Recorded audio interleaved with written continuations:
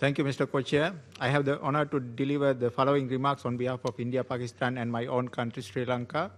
We associate ourselves with the remarks made by the distinguished permanent representative of Fiji on behalf of the Group of 77 and China.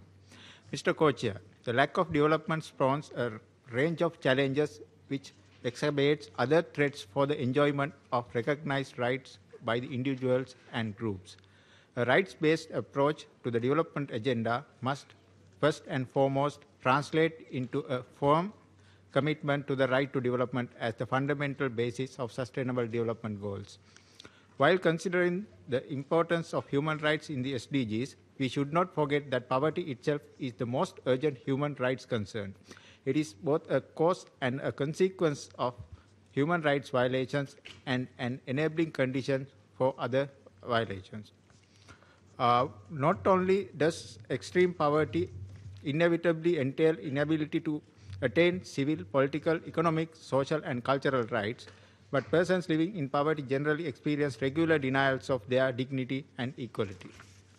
Therefore, a rights-based approach can only be ensured by recognizing the centrality of poverty eradication as the central and overarching objective of the SDGs and the overall post-2015 development agenda. The right to development must frame our overall approach to the SDGs. The MDGs have focused on several key inequalities in society, but here we have to consider all three pillars of sustainable development, with adequate reference to human rights in the context of social and economic development. We must bear in mind that there are other multilateral platforms to discussing human rights-based issues extensively.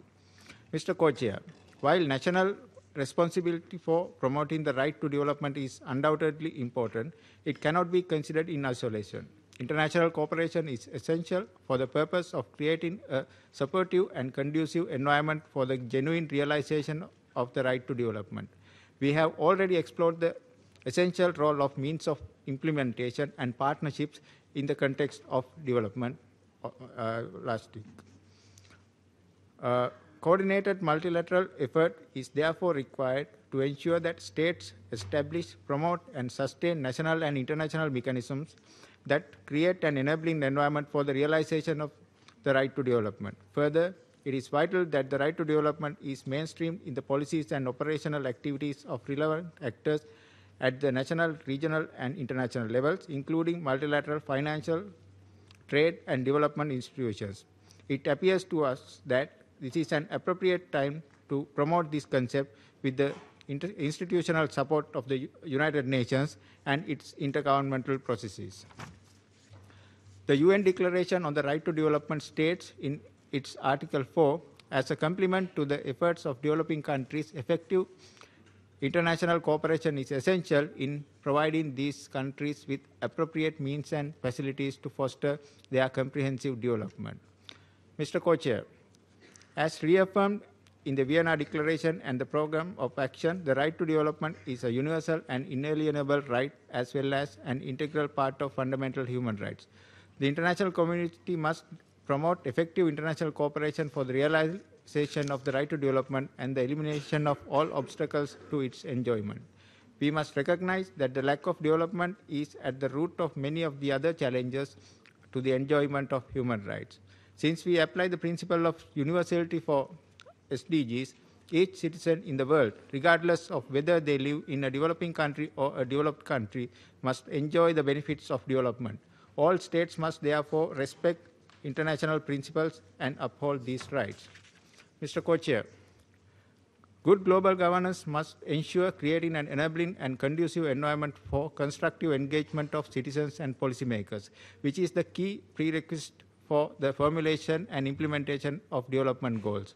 The key to managing global challenges is to strengthen multilateralism through open, democratic, and participatory global governance structures. Unfortunately, global governance has not kept pace with the rapid changes of the past many decades. Reforming persistent inequalities in the global economic governance is of utmost importance. The SDGs and the post-2015 development agenda must meaningfully address the democratic deficit in global governance in order to give real voice and participation to developing countries. This needs to be done both in the United Nations as well as in multilateral financial institutions. We must enable an enhanced voice for developing countries in decision-making structures of the global economic governance.